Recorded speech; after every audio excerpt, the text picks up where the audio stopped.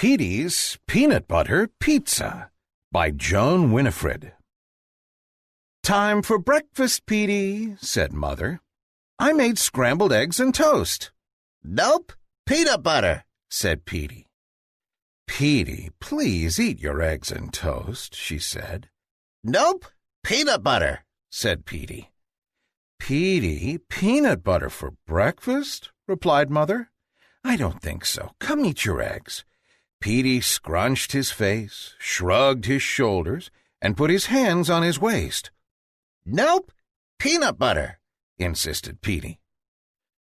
"Okay, peanut butter for Petie. At least drink some orange juice," pleaded Mother. After breakfast, Petie ran off to have an adventure with his favorite toys. Petie was a quiet, smart boy of few words. Some might say Petie was hard to please, persistent and picky, possibly even persnickety. The truth is, Petie knew exactly what he liked and what he didn't like. Petie liked dogs, but not cats. Petie liked basketball, but not baseball. Petie liked school, but not homework. Petie liked green, but not pink. Petie liked the number 8, but not the number 7. Petie liked circles, but not triangles.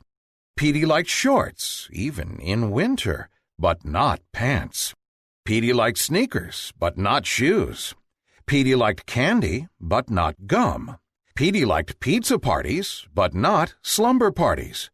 Most of all, Petie liked peanut butter, which he found positively perfect. "Petie, lunchtime. Please put down your toys and come eat," said Mother. "I made you a ham and Swiss sandwich on rye with a garden salad." "Nope, peanut butter," said Petie.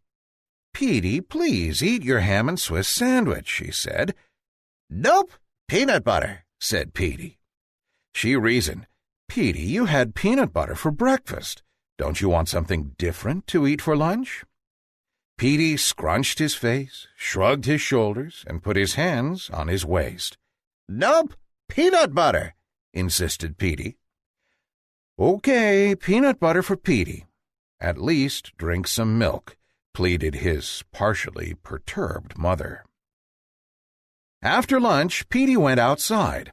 He had lots of fun chasing his dog Sammy around the backyard. Before long, he heard Mother calling, "Petie, come in for dinner. Please be sure to wash your hands before you eat." Petie left Sammy digging for a bone. He scrubbed his hands clean. "Here's your spaghetti and meatballs," she said. "Nope, peanut butter," said Petie. "Uh-oh, here we go again," cried Mother. "You like spaghetti and meatballs." "Nope, peanut butter," said Petie. She asked, "Aren't you tired of eating the same food?" Petie scrunched his face, shrugged his shoulders, and put his hands on his waist.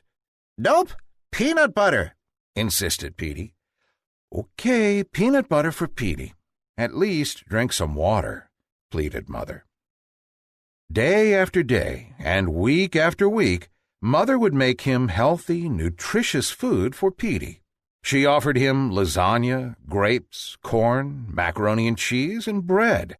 Day after day and week after week, Petie predictably refused a dietary change. His favorite words became, "Nope, peanut butter." He had made his decision. He was sticking to it.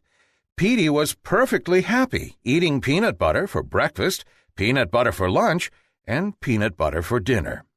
It made Petie powerful and popular. Word spread fast about the boy who consumed the same food every single day. The neighbors nicknamed him the Peanut Butter Boy.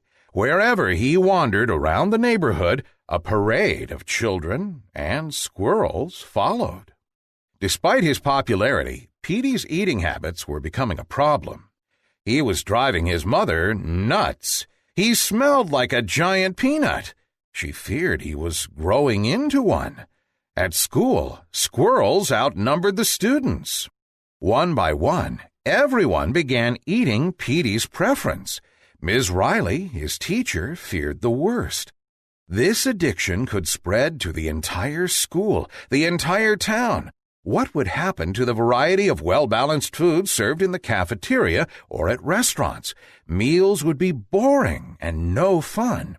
How can I get the children to choose exciting new foods? She wondered. Mother received a notice from school.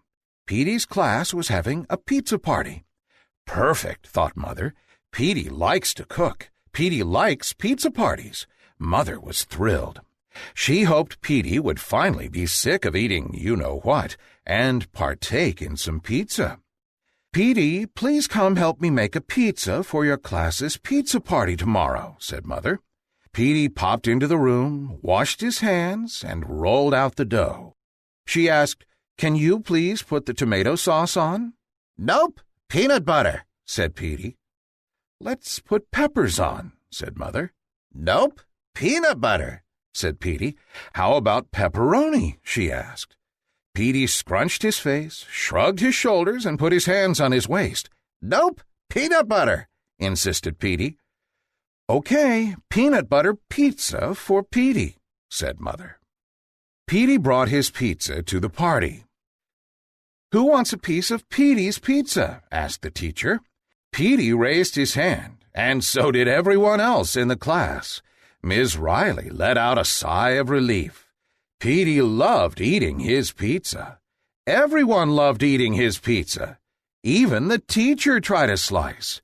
She said, Petie, your pizza is tasty and delicious. Did you use a special sauce in your recipe?" "Nope, peanut butter," said Petie. The end. Thanks for listening to this story. Download it for free from lineupyourbrain.com. Visit our website again soon for more great free audio stories.